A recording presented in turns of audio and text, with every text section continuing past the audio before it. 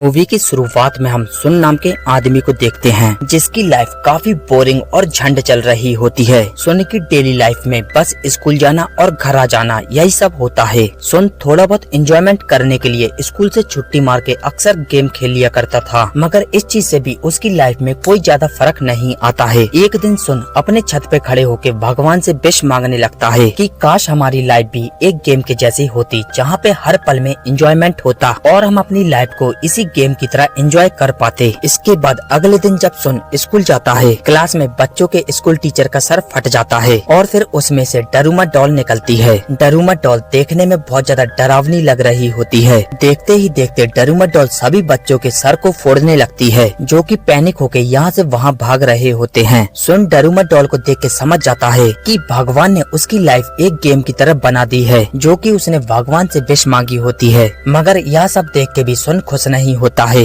क्योंकि इस गेम की वजह से उसके सारे दोस्त टीचर की मौत हो रही होती है। यहाँ डरूमा डॉल अपने फेस को घुमा के एक गाना गाती थी। गाना खत्म होते ही वो अपने चेहरे को बच्चों के सामने मोड़ देती थी और फिर उसको जो भी बच्चा हिलते डुलते दिखाई देता वो उसको ब्लास्ट कर देती थी। डरूमा डॉल ऐसा करके सभी यहाँ वहाँ भाग रहे पैनिक बच्चों को मार रही थी। यहीं एक लड़का होता है जो डरूमा डॉल के पीछे एक बटन को देख लेता है और वो सबसे कहने लगता है शायद हमें इस बटन को दबाना होगा, जिससे हम इस गेम को जीत जाएंगे और हमारी जान बच जाएगी। यह सुन के एक लड़का उस बटन को दबाने जाने लगता है। तभी डरूमा डॉल अपने सिर को उस लड़के की तरफ घुमा लेती है और उसको बहुत ही ज्यादा गुस्से से देखने लगती है। फिर यहीं उस लड़के का भी सर ब्लास्ट हो जाता है। डरूमा डॉल ने ऐसा करके अधिकतम क्लास के सारे बच्चों को मार दिया होता है। अब बस क्लास में 2 बच्चे बचते हैं, सुन और वह लड़का जिसने डरूमा डॉल के बटन को दबाने की सलाह दी होती है। यही सुन डरूमा डॉल के पीछे एक टाइमर को देख लेता है और वो दूसरे बच्चे से कहने लगता है हमें डरूमा डॉल की बटन को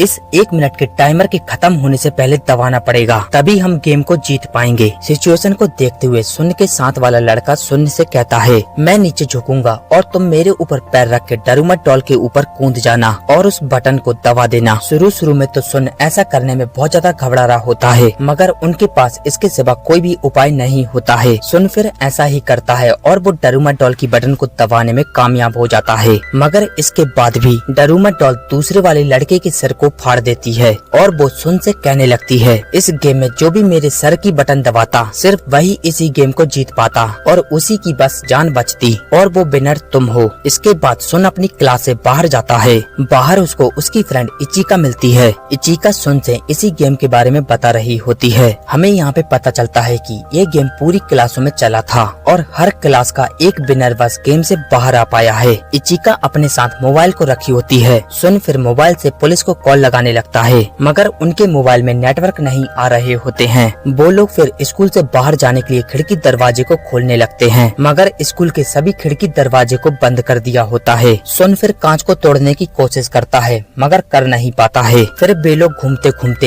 एक हॉल में पहुंच जाते हैं, जहां पे बहुत सारे बच्चे होते हैं जो कि माउस की ड्रेस पहने होते हैं और यह सब बच्चे हर क्लास के विनर होते हैं। वो सभी बच्चे जमीन पे देखते हैं जहां लिखा होता है फील द कैट्स बेल। इसके बाद वहां की जमीन वाइब्रेट होने लगती है और एक बहुत बड़ी रोबोटिक कैट जमीन से बाहर आती है और वो बच्चों को खाने लगती है। सभी स्टूडेंट अपने आप को बचाने के लिए यहाँ वहाँ भागने लगते हैं। यहीं सुन की नजर एक बैल के ऊपर पड़ जाती है और वो कैट की गर्दन पे एक बास्केट रिंग को भी देख लेता है। सुन यहाँ पे समझ जाता है कि हमें इस बॉल को कैट की बास्केट रिंग में डालना होगा, जिससे हम लोग कैट को हरा पाएंगे और हम सभी की जान बच पाएगी। यहीं फिर एक लड़का बॉल को उठा के कैट की बास्केट रिंग में डालने के लिए जाने लगता है, मगर कैट उस बॉल को अपने हाथों से रोक लेती है और फिर उसी बॉल से उस बच्चे को इतनी तेजी से मारती है कि बच्चा बॉल के ही साथ चला जाता है और उसकी मौत हो जाती है। इस समय इचिका भी नीचे गिर जाती है, जिसको कैट देख लेती है और वो इचिका को खाने के लिए आने लगती है, मगर सुन माउस का कॉस्ट्यूम पहने कैट के सामने आ जाता है। जिसके बाद कैट इचिका को छोड़ के सुन की तरफ देखने लगती है, क्योंकि कैट को माउस कॉस्ट्यूम वाले लोगों को खाना ज्यादा पसंद था। सुन यहाँ पे एक चीज और नोटिस करता है, कैट माउस कॉस्ट्यूम वाले लोगों से बात कर रही होती है। कैट बच्चों से बताती है कि उसके पीठ पे खुजली हो रही है, जिसके बाद बच्चे कैट को शांत करने के लिए उसके पीठ पे पे खुजाने लगते हैं और फिर धीरे धीरे कैट भी सो जाती है। कैट के सोने के बाद सभी बच्चे इकट्ठे हो जाते हैं। सुन सभी बच्चों से कहता है हम इस बॉल को कैट की बास्केट में डाल देते हैं, जिसके बाद हम गेम को जीत जाएंगे। मगर तभी वहाँ पे कुछ बच्चे ऑब्जेक्शन उठा देते हैं, क्योंकि उन्हें लगता है कि जो इस बॉल को रिंग में डालेगा सिर्फ वही जीतेगा और पुराने गेम की तरह उसी की बस जान बचेगी और सभी लोग मारे जाएंगे। जिसके बाद उन सभी में बहस होने लगती है। उनकी बहस की आवाज से कैट जाग जाती है और वो गुस्से में सभी बच्चों को मारने लगती है। तभी सुन और इचिका दो बॉलों को कपड़े में लपेट के कैट की रिंग में डालने के लिए दौड़ने लगते हैं। कैट भी यहाँ पे कंफ्यूज हो जाती है कि असली बॉल कौन सी है, मगर यहाँ पे सुन की बॉल कैट की रिंग में नहीं जाती है और वो नीचे गिर जाती है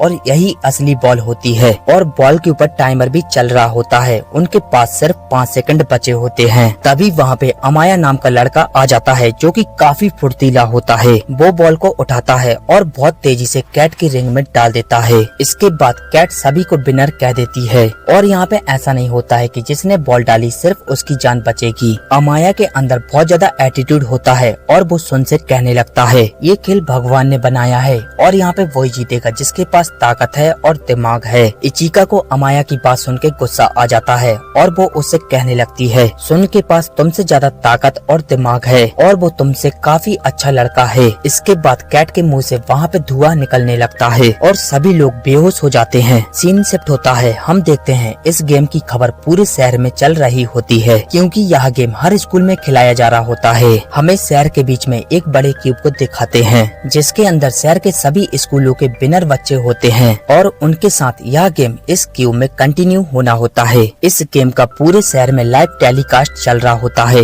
मगर किसी को यह नहीं पता होता है कि यह गेम करवा कौन रहा है। शहर के सभी लोग इस गेम को देखने के लिए काफी इच्छुक होते हैं। कहानी शिफ्ट होती है। हम एक अजीब से आदमी को देखते हैं जो एक बंद रेडियो को टच करते ही सुधार देता है और उस रेडियो में भी इसी गेम का टेलीकास्ट चल रहा होता है। हम लोग को यहाँ पे समझ में आ जाता है कि इस गेम का और उस आदमी का कोई न कोई तो कनेक्शन है। सीन शिफ्ट होता है। सुन जब उस क्यूब में बेहोशी से उठता है, उसके सामने एक लड़की होती है जिसका नाम ताकुमी होता है, जो कि उसकी बचपन की बहुत प्यारी दोस्त होती है और वो भी कहीं न कहीं किसी स्कूल से जीत के इस क्यूब में आई होती है। हम फिर वहीं पे एक और इंटेलिजेंट लड़के को सुन लोगों के पास देखते हैं। फिर वहाँ पे सभी लोग एक बोर्ड की तरफ देखने लगते हैं, जिस पे लिखा होता है कि चाबी को ढूंढो, जिसके बाद तुम इस गेम को जीत पाओगे और यहाँ से बाहर निकल पाओगे। इतने में उनके पास 4 डॉल आ जाती हैं और उन चारों डॉल के नाम अलग अलग होते हैं। वो डॉल सभी बच्चों से बताने लगती हैं हम एक एक बच्चों की आंखों पे पट्टी बांधेंगे और एक गाना गाते हुए पट्टी बांधे हुए बच्चे के गोल गोल घूमने लगेंगे। गाना खत्म होते ही उस बच्चे को बताना पड़ेगा कि उसके पीछे हम चारों में से कौन सी डॉल है। अगर वो सही बताएगा तो गेम जीत जाएगा, नहीं तो मर जाएगा।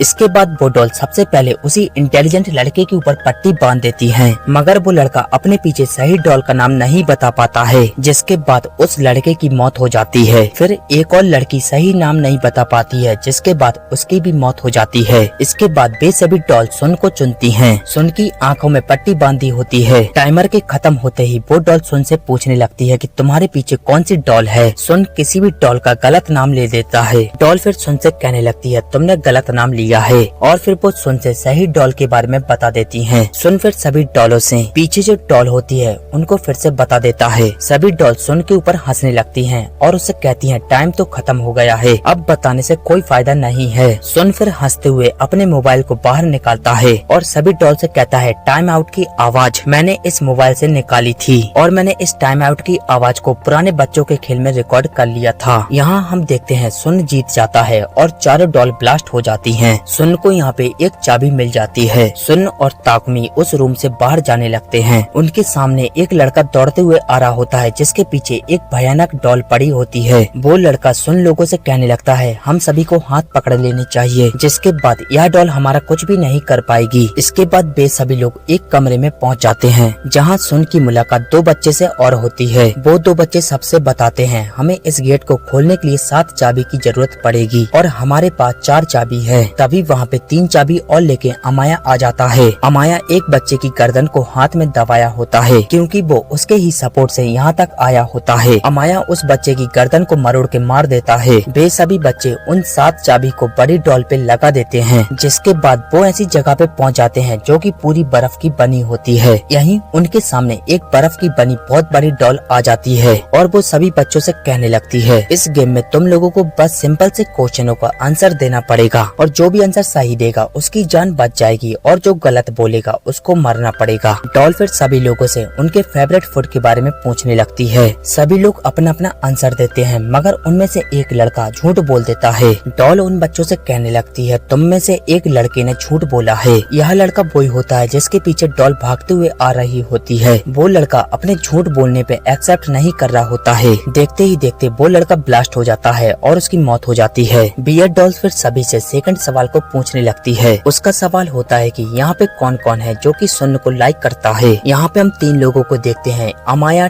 टाकमी और इचिका। यह तीनों सुन से जुड़े होते हैं इसलिए वो हाँ कहते हैं। और 2 बच्चे जो कि दूसरे स्कूल के होते हैं वो तो सुन को जानते ही नहीं है तो वो इसलिए ना कहते हैं। इसके बाद बियर्ड डॉल सभी बच्चों से कहने लगती है, यहाँ पे भी तुम्हारा आंसर गलत है। सोनी यहाँ पे बियर्ड डॉल से कहने लगता है कि इतने सिंपल क्वेश्चनों का कोई आंसर गलत कैसे दे सकता है। बियर्ड डॉल कहने लगती है कि हो सकता है तुम लोगों को हराने के लिए हमारा एक साथी तुम लोगों के साथ इंक्लूड हो और वो तुम लोगों को हराने के लिए हमारी तरफ से खेल रहा हो। यहीं फिर सब लोग टाकुमी के ऊपर शक करने लगते हैं क्योंकि टाकुमी ना सुन लोगों के स्कूल की होती है और ना ही उन दोनों बच्चों के साथ होती है। लेकिन सुन सभी लोगों से कहता है टाकुमी सच में उसके बचपन की दोस्त है। यहाँ टाकुमी भी सबसे कहती है, मैं सुन को लाइक करती हूँ और मैं गेम का हिस्सा नहीं हूँ। मगर फिर भी सभी लोग टाकुमी को गेम का हिस्सा बोल देते हैं। इसके बाद हम देखते हैं टाकुमी का सर सभी लोगों के सामने फट जाता है। यही सुन जब टाकुमी के सर से खून आते हुए देखता है तो वो समझ जाता है कि टाकुमी गेम का हिस्सा नहीं थी क्योंकि उसकी बॉडी से खून आ रहा होता है। सुन फिर सभी लोगों से कहने लगता है, मुझे पता है वो इंसान कौन है जो इस गेम का हिस्सा है और हम लोगों को हराना चाहता है। सुन फिर अपनी उंगली उसी बियर्ड डॉल के ऊपर कर देता है और कहने लगता है, तुम ही गेम का हिस्सा हो और तुम झूठ बोल के हम लोगों की आपस में लड़ाई कराना चाहते हो। इसके बाद हम देखते हैं वह बियर्ड डॉल व्हाइट कलर से ब्लैक में बदल जाती है और उसकी मौत हो जाती है। यहाँ सुन सभी लोगों को गेम में सही जवाब देके जिता देता है मगर सुन को इस बात का अफसोस होता है कि उसके बचपन की फ्रेंड उसी की वजह से मर गई होती है। इसके बाद वे चारों लोग एक नए गेम में आ जाते हैं जो कि उनका आखिरी गेम होता है। यहाँ हम छोटे से बड़ी 3 डॉलों को देखते हैं। वो डॉल उन चारों से बताती हैं, एक गेम तुम्हें आपस में खेलना पड़ेगा और इस गेम में हमारा कोई भी रोल नहीं रहेगा। डॉल फिर उनको समझाते हुए बताती हैं कि